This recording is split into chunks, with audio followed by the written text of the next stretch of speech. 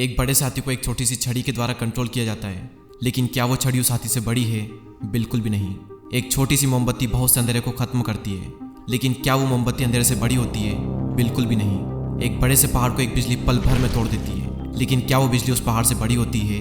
बिल्कुल भी नहीं। कहने का मतलब साफ है कि बड़ा होना मैटर नहीं करता, मैटर करता है पावरफुल होना। और इस वीडियो में मैं आपको कुछ ऐसे रूल्स बताऊंगा जो कि आपको पावरफुल बनाएंगे। इन रूल्स को फॉलो करने के बाद में सब लोग आपकी इज्जत करेंगे। भीड़ में आप एक अलग इंसान बनकर दिखोगे। लोगों का आपको देखने का जो नजरिया है वो पूरी तरह से बदल जाएगा इन नियमों को समझने के बाद में। ये रूल्स आपको बाहर से चंचल और अंदर से चतुर और चालाक बनाएंगे। मैं चाहता हूँ कि मेरा कोई भी सब्सक्राइबर सीधा साधा बनकर ना रहे, कोई भी उसे बेवकूफ़ ना बना दे। सब लोग उसकी इज्जत करें और करेंगे भी सही अगर आप इन नियमों को समझ गए तो। और ये इस वीडियो का पार्ट 2 है। अगर आपने पार्ट 1 अभी तक नहीं देखा है तो इस वीडियो को देखने के बाद में ज़रूर देखना। लिंक आपको डिस्क्रिप्शन में मिल जाएगी। हम बात करते हैं पहले नियम की, और पहला नियम कहता है बहस से नहीं बल्कि अपने कामों से जीतो। एक समझदार इंसान, एक सज्जन कभी भी आर्ग्यूमेंट नहीं करता। बुद्धिमान लोग जो होते हैं वो कभी भी अपनी बातों से जीतने की कोशिश नहीं करते, वे हमेशा अपने कामों से जीतने की कोशिश करते हैं। MS धोनी से सीखो अपने काम से जवाब देना, कभी भी बहस ना करना। सामने वाली टीम का प्लेयर चाहे कुछ भी कहता रहे, MS धोनी कभी भी उस वक्त मुंह से जवाब नहीं देते। वो हमेशा अपने काम से जवाब देते हैं और मुंह तोड़ जवाब देते हैं। और जब भी जवाब देते हैं सामने वाली टीम की बोलती बंद हो जाती है। देखो, शब्द जो होते हैं वो चवन्नी के 100 मिलते हैं। बहस करके बातों से अगर आप जीत भी गए तो जो जीत होगी वो खोखली होगी, क्योंकि सामने वाले के अंदर अभी भी वो गुस्सा, वो डाउट भरा होगा। और हर कोई जानता है कि बहस करने के जोश में, अपनी बात को मनवाने में हम कुछ भी कह देते हैं। इसीलिए किसी को भी कुछ भी समझाने की जरूरत नहीं है। अपने काम से उन्हें जवाब दो, अपना काम करके दिखाओ। दूसरा नियम कहता है खुद को नए सांचे में ढालें। एक इंसान को क्रिकेट और पानी की तरह होना चाहिए। उसे पानी की तरह किसी भी माहौल में तुरंत ढल जाना चाहिए, और क्रिकेट की तरह जैसा माहौल वैसे आप बन जाएं। विद्वानों के बीच विद्वान बने और संतों के बीच संत। ये सबका दिल जीतने की एक बहुत ही पावरफुल कला है। समान लोगों को आकर्षित करते हैं। आप जिससे भी मिलें, जिससे भी काम निकलवाना हो, जिसको भी इम्प्रेस करना हो, उसके जैसे बन जाएं। गंभीर या मजाकिया व्यक्तियों की बातों का उन्हीं के अंदाज में जवाब दें। एक अच्छा एक्टर कभी भी आंसू बहाने का नाटक कर सकता है। भले उसके दिल में कोई फीलिंग नहीं होती है, लेकिन वो अपनी फीलिंग्स को कुछ इस तरीके से शो करता है जिससे कि दूसरे प्रभावित हो। कई बार थोड़ी सी एक्टिंग करना आपको बचा लेगा, और कई बार एक्टिंग ना करना आपके लिए घातक साबित हो सकता है। जैसे अगर एक नेता अपनी सच्ची फीलिंग बता दे तो शायद वो ज़्यादा टाइम तक शासन नहीं कर सकता। इसीलिए खुद पर काबू करना सीखे। पानी की तरह बने, एक एक्टर की तरह लचीले बने जो अपने चेहरे पर मन चाहा भाव ला सकता है। तीसरा नियम कहता है दुखी और बदकिस्मत लोगों से बचिए। आप किसी दूसरे के दुख से मर सकते हो। ये लोग जो होते हैं ये संक्रामक होते हैं। इनके दुख आपको लग सकते हैं। हो सकता है कि आपको लगे कि आप डूबते आदमी की मदद कर रहे हो, लेकिन याद रखें कि ऐसा करने से आप सिर्फ अपनी मुश्किलें बढ़ा रहे हो। बदकिस्मत लोग बदकिस्मती को अपनी तरफ आकर्षित करते हैं। अगर आप उनकी मदद करेंगे तो बदकिस्मती आपकी तरफ भी आकर्षित हो सकती है। इसीलिए सुखी और खुशकिस्मत लोगों के साथ रहें। आप में से कई लोग शायद ऐसा सोच रहे होंगे कि मैं ऐसा क्यों कह रहा हूँ कि इनकी मदद करने में हमें सावधान रहना चाहिए। देखो, हम ये सोचते हैं कि उन्हें मुसीबत से उबारना, उनकी आदतें बदलना एक नेकी का काम होगा, लेकिन अक्सर उनकी आदतें हम में आ जाती है। उनको बदलने की बजाय हम बदल जाते हैं। इसका रीज़न ये है कि इंसान जिन भी लोगों के साथ में रहता है उनके मूड, भावनाओं और सोचने के तरीकों का उस पर बहुत असर पड़ता है। और सबसे बड़ी सच्चाई तो ये है कि बदकिस्मत लोगों की बदकिस्मती उनकी खुद की मूर्खता के कारण आती है। अगर अभी आप उनकी मदद कर भी देंगे तो वो अपनी मूर्खता से फिर से अपनी किस्मत खराब कर लेंगे। और शायद अगर आप पैसों से उनकी मदद करोगे तो आपके पैसे कभी वापस भी नहीं आएंगे। मैंने भी पहले कई बदकिस्मत लोगों की मदद की है, लेकिन अपनी मूर्खता के कारण वे अभी भी वैसे ही हैं जैसे पहले थे। और बल्कि उनकी बदकिस्मती का मेरे अंदर असर हुआ है। मैंने अपना पैसा गंवा दिया और अभी तक वापस नहीं आया। तो खुशकिस्मत लोगों को पहचाने और उनके साथ में रहें। उनकी किस्मत, उनकी आदतें, उनकी फीलिंग्स सब आपके अंदर आ जाएगी। और ज़्यादा अच्छे बनकर दुखी और बदकिस्मत लोगों में अपना कीमती टाइम और एनर्जी वेस्ट ना करें। फोर्थ रूल कहता है अपनी शक्तियों को केंद्रित करें। क्या आपने कभी ये सोचा है कि ज़्यादातर टैलेंटेड लोग अपनी लाइफ में ज़्यादा कुछ बड़ा नहीं कर पाते, और वहीं नॉर्मल लोग कई बार जीनियस बन जाते हैं? इस सवाल का जवाब छिपा हुआ है गौतम बुद्धा की एक लाइन में कि 100 जगहों पर 1-1 फुट गड्ढा खोदने से पानी नहीं मिलता, बल्कि एक ही जगह पर 100 फुट गड्ढा खोदने से पानी मिलता है। और रॉबर्ट ग्रीन कहते हैं कि केंद्रित प्रयासों की जीत होती है और निखरे हुए प्रयासों की हार होती है। यानी कि फोकस्ड प्रैक्टिस की जीत होती है और अलग अलग जगहों पर प्रैक्टिस करने से हार होती है।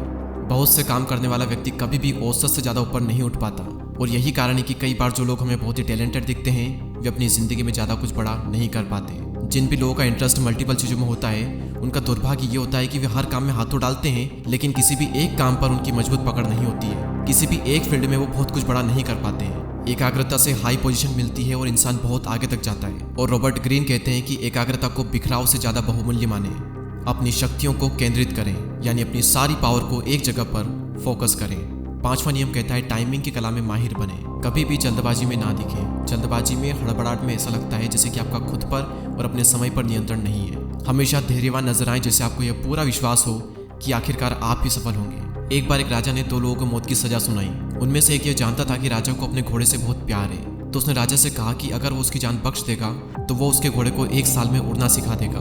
और राजा ये बात सुनकर बहुत ही खुश हो गया कि वो दुनिया के इकलौते उड़ने वाले घोड़े की सवारी कर पाएगा, और वो इस बात के लिए तैयार हो गया। तभी दूसरे के दिन उससे पूछा कि तुम जानते हो कि कोई भी घोड़ा उड़ नहीं सकता, तुमने इस तरह की पागलपन की बात सोची भी कैसे? तुम तो सिर्फ अपनी सजा 1 साल के लिए टाल रहे हो। तभी पहला कैदी बोला कि ऐसी बात नहीं है, मैंने खुद को आज़ाद करने के 4 मौके दिए हैं। पहली बात कि राजा भी 1 साल के भीतर मर सकता है और शायद मेरी जो सजा है वो कैंसिल हो जाए। दूसरी बात कि मैं भी 1 साल के भीतर प्रकृति की मौत से मर सकता हूँ। तीसरी बात यह कि 1 साल के भीतर घोड़ा भी मर सकता है और शायद मेरी सजा कैंसिल कर दी जाए। और चौथी बात कि क्या पता मैं घोड़े को उड़ना ही सिखा दूं, किस टाइम पर कैसे बिहेव करना है और क्या बोलना है। अगर आपने ये सीख लिया तो आप टाइमिंग की कला में माहिर बनकर काफ़ी शक्तिशाली और शातिर बन सकते हो। हम बाज का एग्जाम्पल लेते हैं। बाज धैर्य से, शांति से ऊपर आसमान में चक्कर लगाता है। वो अपनी शक्तिशाली आंखों से सब कुछ देख लेता है। नीचे के लोगों को पता तक नहीं होता कि वो उन्हें देख रहा है। और जब सही टाइम आता है तब बाज इतनी तेजी से नीचे झपट्टा मारता है कि उससे बचा ही नहीं जा सकता। इससे पहले कि शिकार यह जान पाए कि क्या हो रहा है, वो बाज के नुकीले पंजों में दबकर आसमान में पहुंच जाता है। विराट कोहली को आपने कई बार देखा होगा, विरोधी टीम कई बार स्लेजिंग करती है, उस वक्त विराट कोहली उनसे लड़ते नहीं है। विराट पहले अपने काम से जवाब देते हैं और फिर सही टाइम आने पर बदला लेते हैं और उन्हें मुंह तोड़ जवाब देते हैं। यूट्यूब पर अगर आप सर्च करोगे विराट रिवेंज मोमेंट तो आपको कई सारी वीडियोस मिल जाएगी जहां पर विराट ने सही टाइम आने पर हर एक को जवाब दिया है। अब इससे लर्निंग क्या है, सीख क्या है? जब भी पीछे हटने का टाइम हो पीछे हट जाएं, और जब भी वार करने का टाइम हो कसकर वार करें। छठा नियम कहता है बहादुरी के साथ काम करने उतरे। अगर आपको लगता है कि किसी काम में आप सफल नहीं हो पाएंगे तो उसे करने की कोशिश ना करें। अब आप में से कई लोग शायद ये सोच रहे होंगे कि हमें ये कहा जाता है कि एटलीस्ट कोशिश तो करें, अगर आप फेल भी हो जाओगे तो आप सीखोगे। कोशिश करो, लेकिन जिन कामों में आपको लगता है कि आप सफल हो जाओगे उसमें कोशिश करो। जिसमें आपको पहले से ही डाउट है, पहले से ही पता है कि शायद आप सफल ना हो पाओगे, उसको करना मूर्खता है। आपकी शंका, आपकी हिचक, आपका डाउट सफलता में बाधा डालेगा। एक बहुत ही खतरनाक चीज़ है। बेहतर यही होगा कि बहादुरी के साथ मैदान में उतरें। हर इंसान बहादुर व्यक्ति की तारीफ करता है और कायर व्यक्ति का कोई भी सम्मान नहीं करता।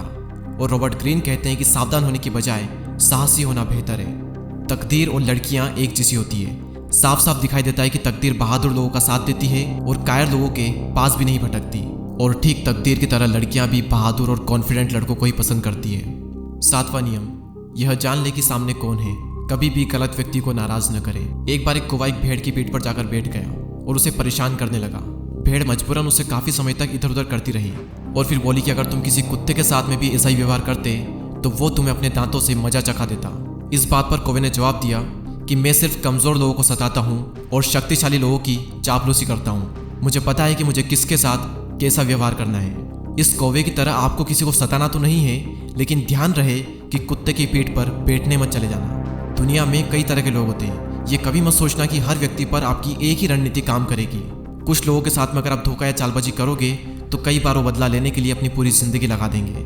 वे भेड़ की खाल में भेड़िए होते हैं। अपने शिकार और विरोधियों को सावधानी से चुनें। कभी भी गलत व्यक्ति को नाराज न करें। जिंदगी में आपका सामना कई तरह के विरोधियों, मूर्खों और शिकारों से होगा। अगर आप ये जान लेते हो कि कौन भेड़ है और कौन लोमड़ी है, कौन खरगोश है और कौन बाज है और कौन गिद्ध है, अगर आप ये जान लेते हो तो शक्ति की दुनिया में आप काफी आगे जाओगे। रॉबर्ट ग्रीन कहते हैं कि अगर आप हर व्यक्ति से एक सा व्यवहार करेंगे तो आपका जीवन दुख भरा रहेगा।